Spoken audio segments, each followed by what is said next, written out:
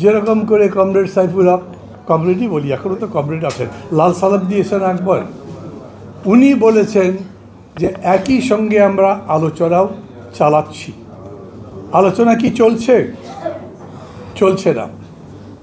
বিএনপির সাথে নতুন বড় বড় নেতা ব্যক্তিত্ব যোগ দিচ্ছেন, তাদের স্ট্যান্ডিং কমিটির বৈঠক হচ্ছে, সেই বৈঠকে জানার তারেক রহমান অনলাইন যুক্ত থাকছেন, কিন্তু আমাদের সাথে কোনো আলোচনা এখনও হয়নি।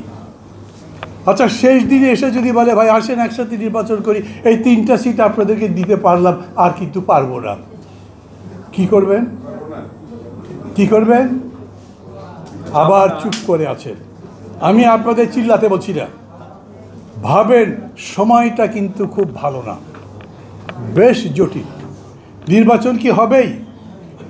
আচ্ছা, বেগম জিয়া অসাধারণ জনপ্রিয় নেত্রী, তার জন্য সবাই দোয়া করছে, আমরাও দোয়া করছি, আমি দোয়া করছি, এই মঞ্চে যারা আছে তারা সবাই দোয়া করছেন। কিন্তু এই অবস্থায় যদি চলতে থাকে, কতদিন ধরে তিনি অবস্থা খারাপ, মানে অপরিবর্তিত, আজকেরও পত্রিকায় দেখেছেন, এই অবস্থা যদি চলে তাহলে বিএনপি নির্বাচন করতে পারবে?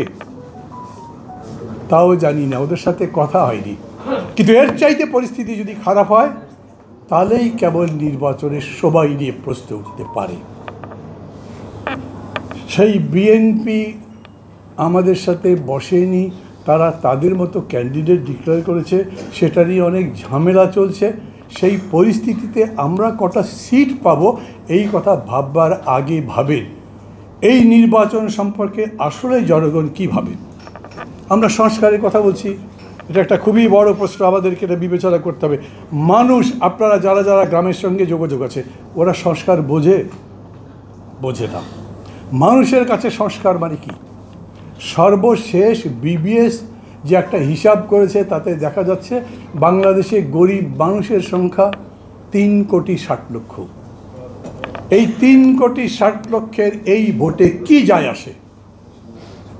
আমি আমার এলাকায় যখন মিটিং করি তখন জিজ্ঞেস করি, এই আপনারা যতজন মানুষ আছেন তাদের মধ্যে এমন লোক আছেন যাদের সারাদিনে কোনো ইনকাম হয়নি?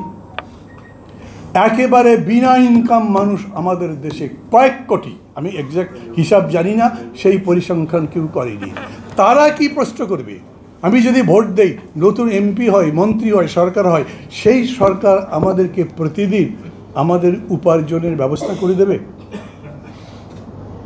এই প্রশ্ন ওরা যদি নাও করে, গণতন্ত্র মঞ্চকে এই প্রশ্ন তুলবে? আমি বিএনপির সঙ্গে আসন নিয়ে কথা বলবো, নাকি তার চাইতে আমার কাছে বড় কথা এই যে এতগুলো মানুষ মাত্র 20 দিনের মধ্যে 1,500-এর মতো মানুষ জীবন দিল, কেন? বাংলাদেশটা বদলে দেবে, নতুন বাংলাদেশ করবে, যেই বাংলাদেশ আগের মতো নয়। তো সেই বাংলাদেশে গরিবই থাকবে, যার অসুখ হবে ডাক্তার ডাকতে পারবে না, পয়সা দিতে পারবে না, চিকিৎসার টাকা নেই, যদি ডাক্তার প্রেসক্রিপশন করে সেই ওষুধ কেনার টাকা নেই, ওই দেশ দিয়ে যাবে, আর সেই নির্বাচন দিয়ে আবার কী হবে? গণতন্ত্র মঞ্চ তো সেই নির্বাচনের কথা বলে না। অতএব আমি জানতে চাই, প্রথম কথা হচ্ছে দেশ বদলানো যায়, আমি বিশ্বাস করি কিনা।